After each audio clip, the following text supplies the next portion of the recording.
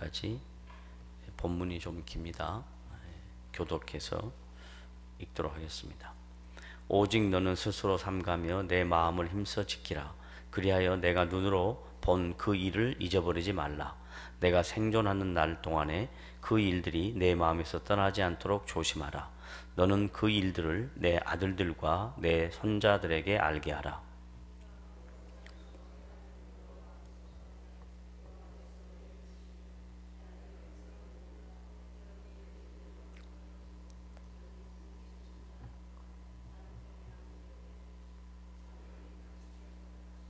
너희가 가까이 나와서 산 아래 서니 그 산에 불이 붙어 불길이 충천하고 어둠과 구름과 흑암이 덮였는데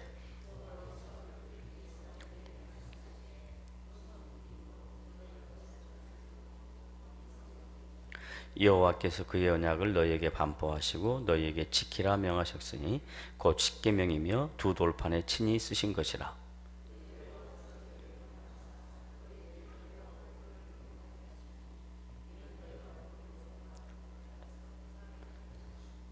여호와께서 호렙산 불길 중에서 너희에게 말씀하시는 날에 너희가 어떤 형상도 보지 못하였은즉 너희는 깊이 삼가라.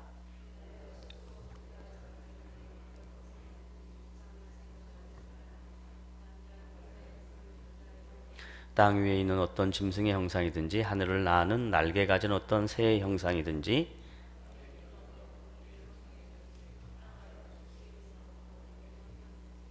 또 그리하여 내가 하늘을 향하여 눈을 들어 해와 달과 별들 하늘 위의 모든 천체 곧 너희 하나님 여호와께서 천하 만민을 위하여 배정하신 것을 보고 미혹하여 그것에 경배하며 섬기지 말라.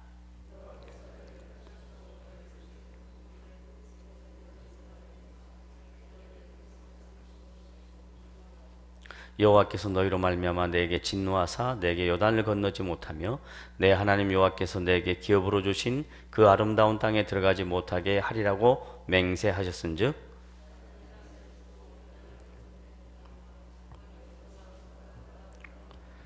너희는 스스로 삼가 너희 하나님 여호와께서 너희와 세우신 언약을 잊지 말고 내 하나님 여호와께서 금하신 어떤 형상의 우상도 조각하지 말라. 아멘. 오늘 읽은 본문 말씀 모세가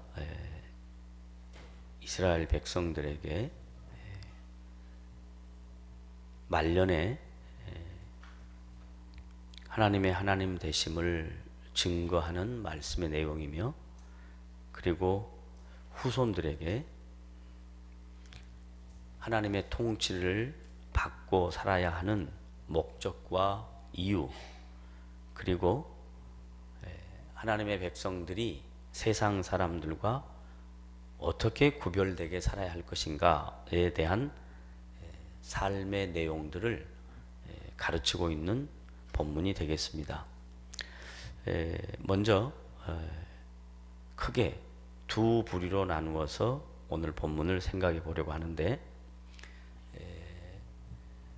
지금이 5월 첫날입니다. 그래서 5월 달이 되면 가정의 달이라 해서 각 가정에서 가정에 대하여 또 부모의 역할과 또 자녀들이 어떻게 이 세상 속에서 하나님의 사람들로 세워져 가야 할 것인가 하는 것들을 5월 달 한 달 동안 말씀을 통해서 우리가 많이 배웁니다. 그리고 가르치기도 합니다. 특별히 오늘 본문 말씀에 모세가 그 아들들과 손자들에게 꼭 알게 해야 할 내용들, 그들이 꼭 잊지 않고 마음속에 간직해야 될 신앙의 법도에 대하여 말씀합니다. 그 신앙의 법도의 가장 핵심된 내용은 하나님께서 하나님의 백성들을 어떻게 인도해 내셨는가 하는 것입니다. 하나님은 당신이 약속하신 그 약속을 언약을 친히 지키시고 그 언약을 구체적으로 그들의 삶 속에서 성취하시며 뿐만 아니라 하나님의 하나님 되심을 다양한 자연적인 현상으로 증거하시고 그리고 그들과 늘 동행하시는 것을 오늘 본문 말씀을 통해서 가르칩니다. 그런데 이 내용들이 모세와 그 시대의 사람들에게만 국한된 말씀이 아니라 그의 자손과 손자들에게, 후손들에게 증거되어져야 할, 잊지 않고 꼭 명심하고 지켜야 될 말씀입니다. 그러면 잊지 말고 지켜야 될 말씀의 내용은 어떤 것인가? 16절 가면 다 같이 한번 읽어보겠습니다. 시작. 그리하여 스스로 부패하여 자기를 위해, 여기까지만 읽겠습니다. 지금 하나님께서 모세를 통해서 그의 자손들과 후손들에게 꼭 마음으로 명심하고 잊지 말고 지켜야 될 내용이 뭐냐? 스스로 부패해서 자기를 위해서 우상을 만들지 말라라고 이야기합니다. 이 말을 간단하게 요약하면 하나님의 백성들의 삶의 목표와 가치는 하나님의 영광을 위하여 사는 것이지 자기를 위하여 사는 것이 아니다라고 얘기합니다. 이스라엘 백성 주변에 있는 우상을 섬기는 다른 모든 열방들은 다 신을 섬길 때 신을 섬기는 목적이 자기를 위하여 신을 섬깁니다. 그리고 그 신을 섬기는 그 행위 자체는 스스로 부패해서 무엇이 영인지 무엇이 육인지 분별할 수 없는 그런 연약한 모습으로 자기를 위해서 신들을 만든다. 그런데 모세를 비롯하여 그의 후손과 자손들에게는 너희들의 삶의 목표와 가치는 자기를 위한 것이 아니다. 하나님을 위한 것이다 라고 말씀합니다. 그러니까 하나님의 언약 백성들과 이방 백성들과의 차이는 이방 백성들은 삶의 목표와 가치가 자기 중심입니다. 그런데 언약 백성들, 하나님의 백성들의 삶의 목표와 가치는 하나님의 영광을 위하여 사는 것입니다. 이것을 모세를 비롯해서 그의 후손들과 자손들에게 꼭 가르쳐야 될 본문의 내용입니다. 이 말씀이 이 가정의 달에 우리 모두가 함께 생각해 보아야 할 내용인 즉슨 우리가 자녀들을 양육하고 후손들에 대하여 관심을 갖고 있는데 이 자녀를 양육하고 후손들을 관심을 갖고 있을 때 그들에게 줄 수 있는 가장 귀하고 복되고 가치 있는 것이 뭔가? 부모가, 어른이 자신의 인생을 하나님의 영광을 위하여 사는 모습을 보여줘야 한다라고 생각합니다. 교육이라는 것은 가르쳐서 하는 것도 교육이지만 비지시적인 교육이라고 해서 보여주는 것이 교육이기도 합니다. 그런데 효과는 지시적으로 가르치는 교육과 비지시적으로 보여주는 교육은 큰 차이가 있습니다. 가르쳐서 지시하는 교육은 효율성이 떨어집니다. 그런데 보여주는 비지시적인 교육은 효과가 매우 좋습니다. 자식들이 우리를 봅니다. 부모 세대를 봅니다. 신앙생활하는 목적과 교회에 나와서 하나님의 백성으로 살아가는 우리 부모들의 신앙의 자태를 그들이 봅니다. 그래서 그들이 평가를 합니다. 어떻게 평가하는가? 정말 하나님의 영광을 위하여 사는가? 아니면 자기 자신을 위하여 사는가를 가장 잘 압니다. 여러분, 우리가 가정생활하면서 이런 황당한 일을 당해 보았을 겁니다. 저도 여러 가지 자식을 키우면서 황당한 일을 당했는데 우리 아이들이 아빠가 기도하는 모습들을 이렇게 늘 언제 보냐면 밤에 잠자기 전에 제가 꼭 기도를 해줬습니다. 그런데 언제 식사 기도를 제가 안 했던 모양이에요. 배가 고팠었던 모양이죠. 그냥 그걸 딱 눈여겨보고 있다가 우리 둘째 녀석이 사람들 많이 모여 있는데 우리 아빠는 밥 먹을 때 기도 안 해요. 이러더라고요. 그래서 제가 웃으면서 야 임마, 눈 감고만 기도하는 줄 아냐? 눈 뜨고도 해.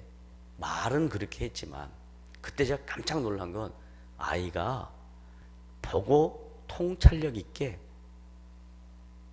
부모의 신앙의 자태, 걔들 수준에서는 그거밖에 안 보이거든요. 이게 간단한 예인데요. 우리 같이 가정 공동체를 이루고 살면서 자식과 부모가 한 공간 안에 살잖아요.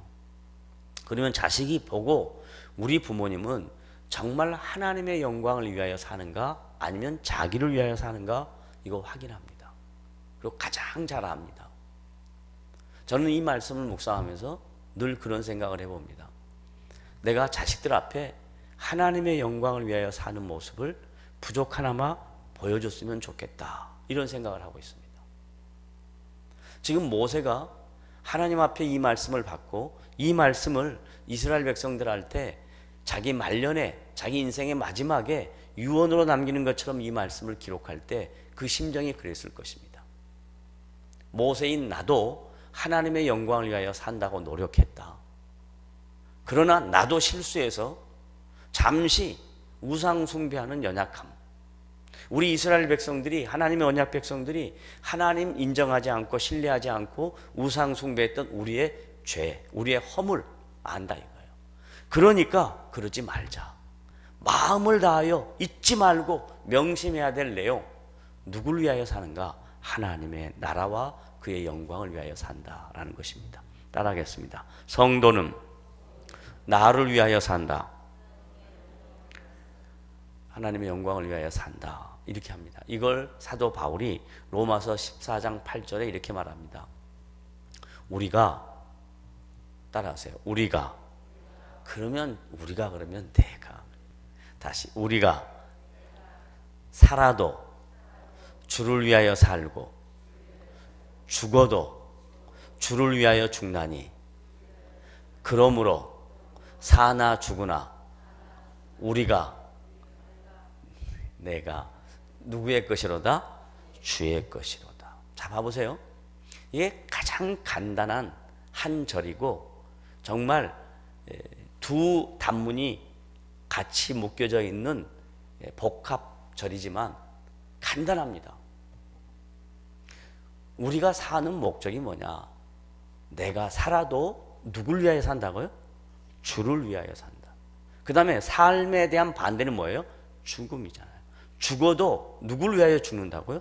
주를 위하여 죽는 거예요. 그럼 이걸 두 가지를 합하면 사는 것이나 죽는 것이나 관계없이 처음부터 끝까지 내 인생의 전체가 주의 것이다 이거예요. 주님의 통치를 받고 사는 것이다 이 말입니다. 그러면 주님의 통치를 받고 사는 인생을 다른 말로 말하면 내 삶의 과정은 하나님의 영광을 위하여 사는 것이다 라는 거예요. 무엇을 하든지 내가 무슨 일을 하든지 하나님의 영광을 위하여 하는 것입니다. 교회 일만 한다고 해서 하나님의 영광을 위하여 하는 게 아니에요. 나에게 주어진 모든 삶의 영역, 나에게 주어진 모든 삶의 과정들, 거기에서 주의 이름으로 최선을 다하여 할 때 그게 하나님의 영광을 위하여 하는 것입니다. 그래서 우리는 사람을 두려워하지 않습니다. 무슨 일을 하든지 죽게 하듯 합니다. 여러분에게 주어진 모든 삶의 현장에서 가치가 내가 지금 하고 있는 이 일, 주를 위하여 한다. 내가 지금 하고 있는 모든 역할, 주를 위하여 한다. 이런 마음을 가지시길 바랍니다. 회사에서나 가정에서나 여러분의 모든 삶의 영역에서 따라합시다. 내가 하는 모든 일은 나를 위하여 한다. 그게 바로 우상 숭배하지 않는 것입니다.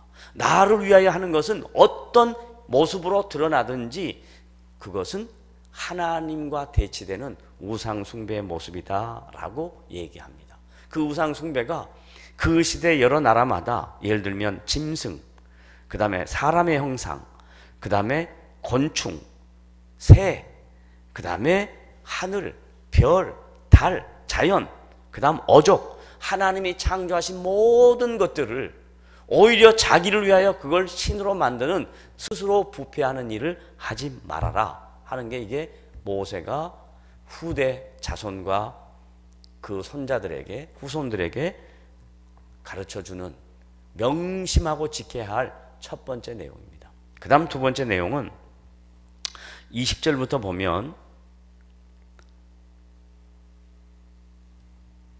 여호와께서 너희를 택하시고 너희를 새 풀무 불 곧 애굽에서 인도하여 내사 자기 기업의 백성을 삼으신 것이 오늘과 같아도 여호와께서 너희로 말미암아 내게 진노하사 내게 요단을 건너지 못하며 내 하나님 여호와께서 내게 기업으로 주신 그 아름다운 땅을 들어가지 못하게 하리라고 맹세하셨은즉 나는 이 땅에서 죽는다. 이 말이 뭔 말이냐면요, 모세의 120년의 인생을 나누면 40년은 세상 속에서 밑바닥에서부터 최고 위까지 다 다양한 경험을 할 수 있었던 그 세상의 시간들입니다. 그리고 주님이 불러내서 40년 동안 광야 생활을 할 때 인격적으로 주님과 친밀한 관계를 유지합니다. 그리고 철저하게 자기 자신의 허물과 연약함과 부족함을 깨달았을 것입니다. 그래서 80세에 하나님이 불러서 하나님 나라를 이루어가는 구원 역사의 도구로 사용한다고 할 때 나는 감당할 수 없습니다. 그런 말을 하게 됩니다. 그래서 하나님께서 너가 하는 게 아니라 내가 한다. 너 손에 뭐가 있냐? 지팡이입니다. 던져라. 잡아라. 그런 초자연적인 이적들을 보여주시면서 그 이적을 보여주신 목적은 뭐냐면 너가 무엇을 하든지 내가 너와 함께 할 것이다 하는 얘기입니다. 그리고 그때부터 시작해서 이제 이스라엘 백성들을 인도해 나가는데 리더로 서서도 연약함과 허물과 실수가 있습니다. 그리고 이제 일생 말년이 왔어요. 40년 동안 이스라엘 백성들을 이끌어가면서 정말 별별 일을 다 경험해 보았어요. 좋은 일도 있었고 안타까운 일도 있었고 화가 나는 일도 있었고 짜증나는 일도 있었고 다양한 일들이 있었습니다. 그런데 자기의 마지막 삶에 대하여 이렇게 분명하게 증거한다는 것은 쉬운 일이 아닙니다. 그러니까 인간이 가질 수 있는 인간의 소욕은 다 내려놓는 것입니다. 어떻게 인간이 자기에게 있는 소욕을 내려놓을 수 있습니까? 얼마 전에 한국 교계에 내려놓음이라는 책이 유명한 책이 되었습니다. 저도 읽어보았습니다. 그 다음에 2탄으로 더 내려놓음이라는 책도 나왔습니다. 그것도 읽어봤습니다. 그러나 그 책을 읽어보면서 느끼는 것은 사람마다 내려놓는 내용이 다릅니다. 사람마다 내려놓아야 할 방법이 다릅니다. 그 사람과 똑같이 하나님은 나를 그렇게 몰아가시지 않습니다. 우리 각자가 내려놓아야 할 것 다 다릅니다. 그런데 내려놓는 것만큼 힘든 게 없다는 걸 압니다. 왜 못 내려놓는가? 왜 이렇게 낮아지는 것이 어려운가? 그건 다름이 아니라 모세와 같은 신앙의 고백이 없기 때문에 그렇습니다. 여기까지 내가 쓰임받고 나는 못 들어가고 그 아름다운 땅, 약속의 땅 못 들어가도 내가 이 앞에서 죽어도 내일 죽어도 오늘 나에게 주어진 일 내가 하겠다 이런 뜻입니다. 그런데 우리는 대부분 오늘보다도 내일이 더 중요합니다. 오늘 내가 열심히 하는 것은 내일을 위하여 열심히 하는 겁니다. 그런데 모세의 입장은 그거 아닙니다. 내일을 위해서 열심히 하는 게 아니라 오늘 내가 여기서 끝나도 오늘 최선을 다하는 겁니다. 그게 어떻게 그렇게 됐을까? 그의 인생을 돌아보면서 하나님이 자신의 삶 속에 동행하셨고 역사하셨고 통치하셨던 그런 신앙의 근거가, 그분과의 인격적 교제가 이런 신앙의 고백을 하게 되었습니다. 우리들도 성령 안에서 주님과의 인격적인 만남과 교제가 있습니다. 그러면 우리도 똑같이 모세처럼 내가 원하고 기대하는 아름다운 땅, 약속의 땅 못 들어가도 그 앞에서 내가 죽어도 그게 좋다 하는 마음을 가져야 됩니다. 이걸 바울은 이렇게 터득했습니다. 자족하는 마음으로 터득했습니다. 빌립보서 보러 갑니다. 빌립보서.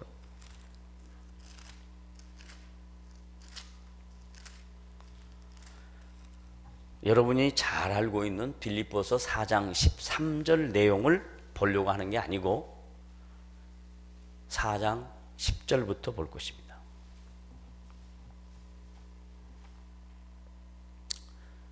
빌립보 교회 성도들에게 사도 바울이 지금 자기가 하나님 앞에 어떻게 인도함을 받고 마지막 빌립보서를 기록할 때 사도 바울도 말년입니다. 인생의 말년에 쓰는 내용입니다. 다 같이 시작.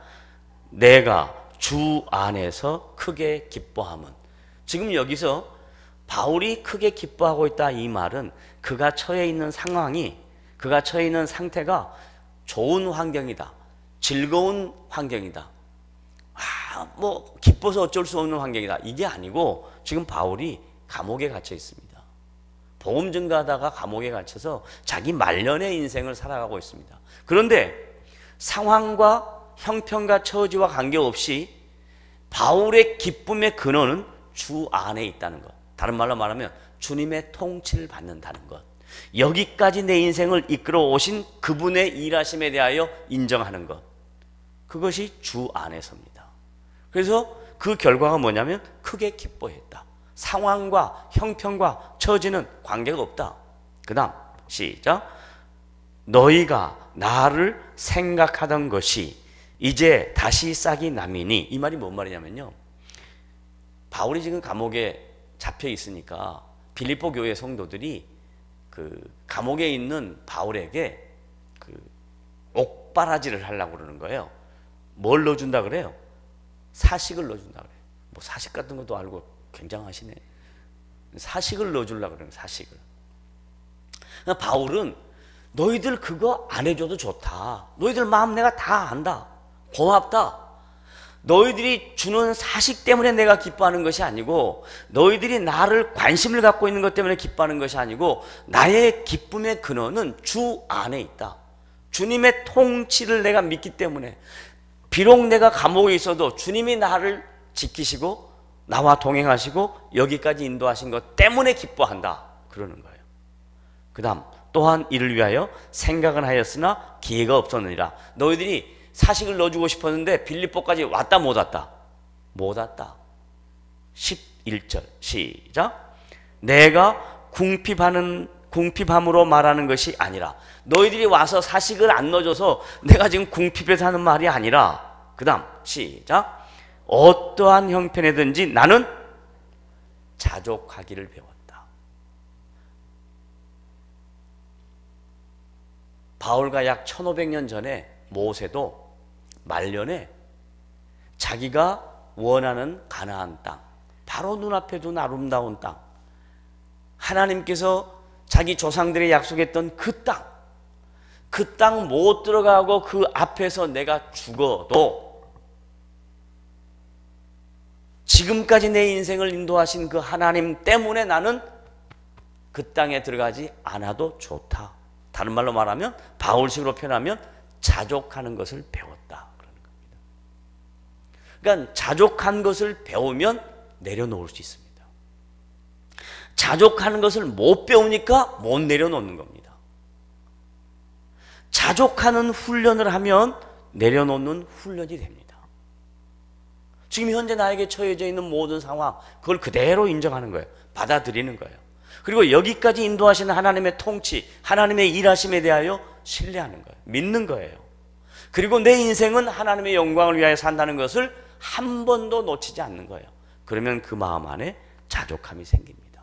그럼 자족함이 생기면 어떤 삶의 결과가 나타나냐? 12절 시작. 나는 비천에 처할 줄도 알고. 비천, 지금 현재 어디 있는 거? 감옥에 있는 것도 알고, 그것도 다 견디고, 그 다음에 또 풍부에 처할 줄도 알아. 제가 생각할 때 바울이 그렇게 많은 풍성함을 누리지는 않았을 것 같아요. 그럼에도 불구하고 비천과 반대되는 좋은 상황, 그것도 누릴 줄 안다 이 말이에요. 어떤 분은 너무 겸손해서 이 좀 풍성함의 여유를 누리는 것조차도 죄라고 생각하는 경우가 있어요. 저는 그렇게 생각하지 않습니다. 하나님이 우리에게 넉넉함을 허락하실 때는 그 안에서 누릴 줄 알아야 돼요. 즐길 줄 알아야 돼요. 그러니까 신앙생활이라는 것은 단면만 보는 것이 아닙니다. 양면이 있어요. 하나님이 우리를 비천에 처하게 만들 때 그때 낙심하거나 좌절하지 않는 겁니다. 풍부에 처하게 할 때 그때 자만하지 않는 겁니다. 그게 은혜입니다. 감사합니다. 굉장히 중요한 거거든요. 인생에는 항상 이렇게 부침이 있습니다. 올라갈 때가 있고 내려갈 때가 있어요.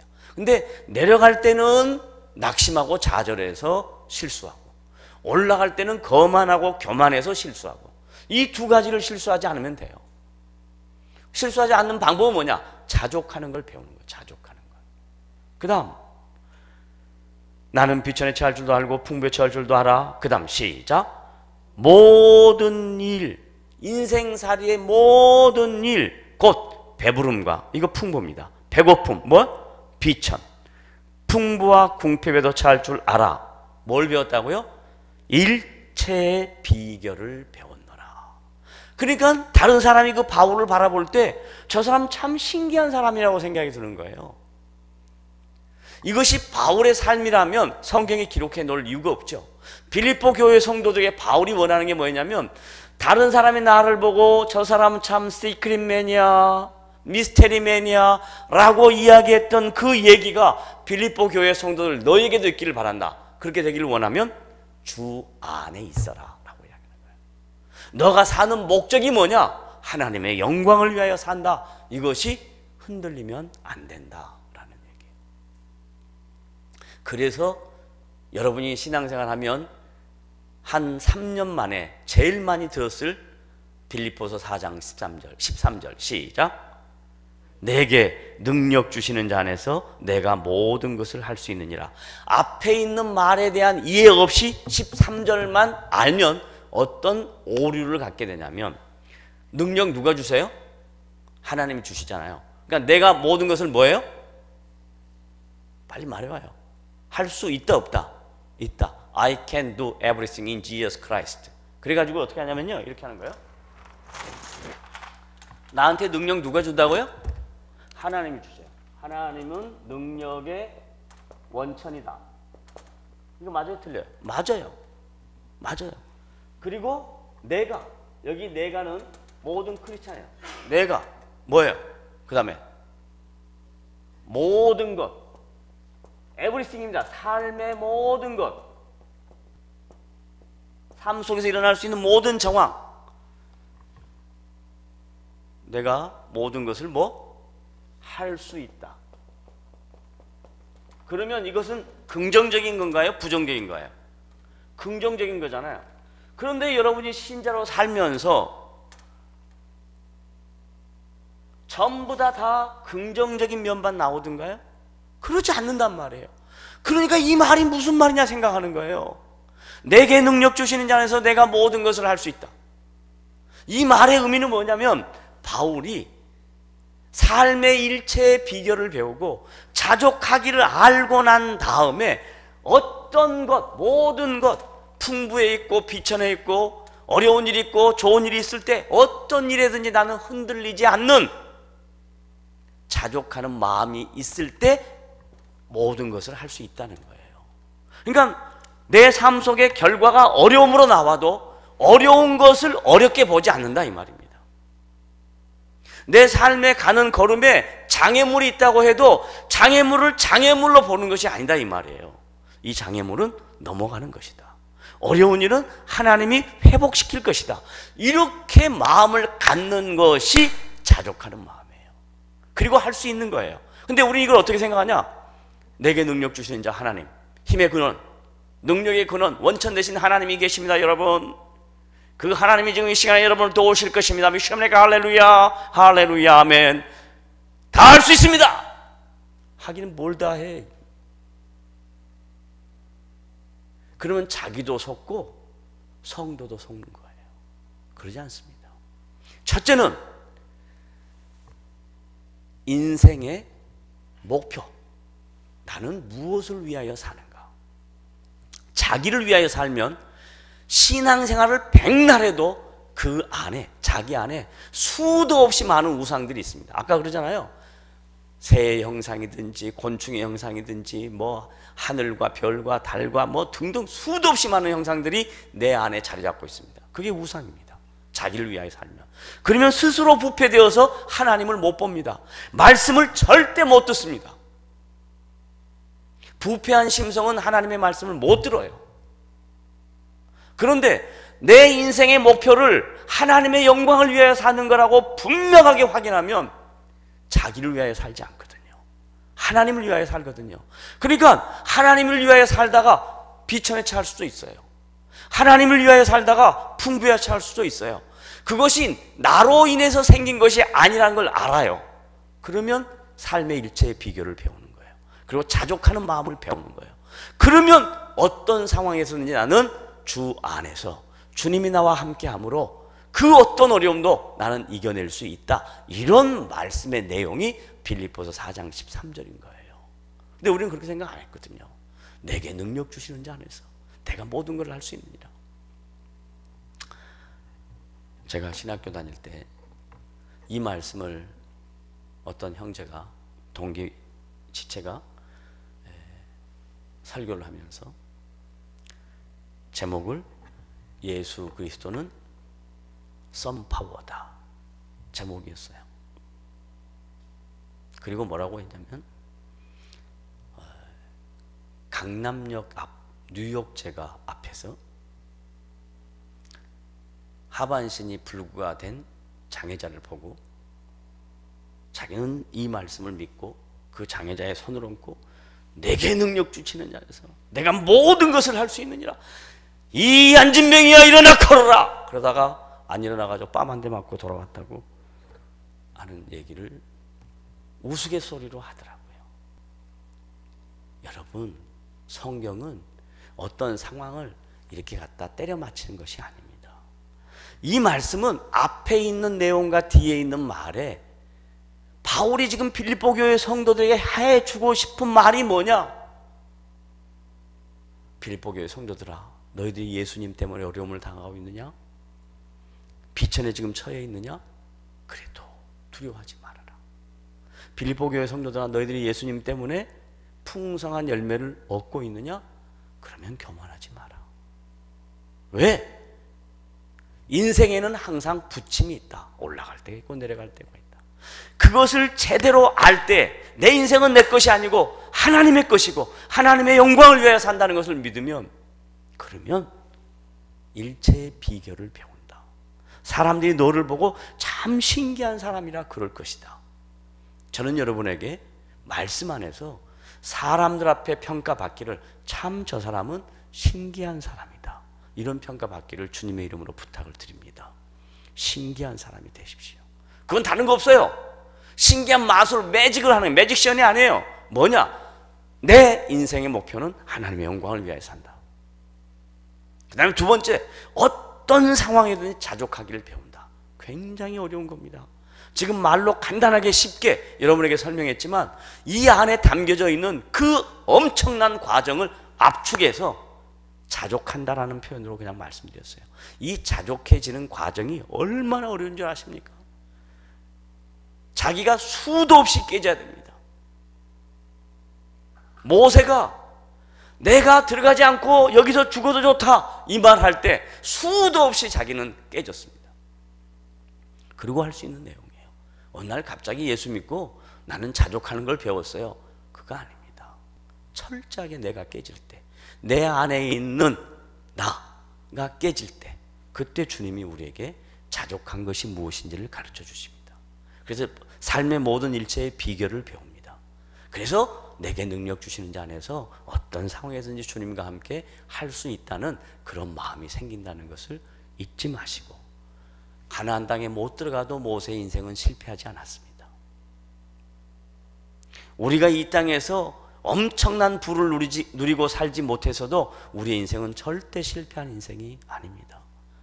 주님 안에서 우리는 성공한 인생이고, 주님이 내 인생 속에 당신의 아름다운 열매들을 맺혀주신 그것이 여러분의 삶의 일체의 비결을 배우는 놀라운 신앙인이 되시기를 바라고, 뿐만 아니라 자족할 줄 아는 그런 복된 성도가 되시기를 주님의 이름으로 부탁을 드립니다. 기도하겠습니다. 하나님 아버지 감사합니다. 오늘도 우리에게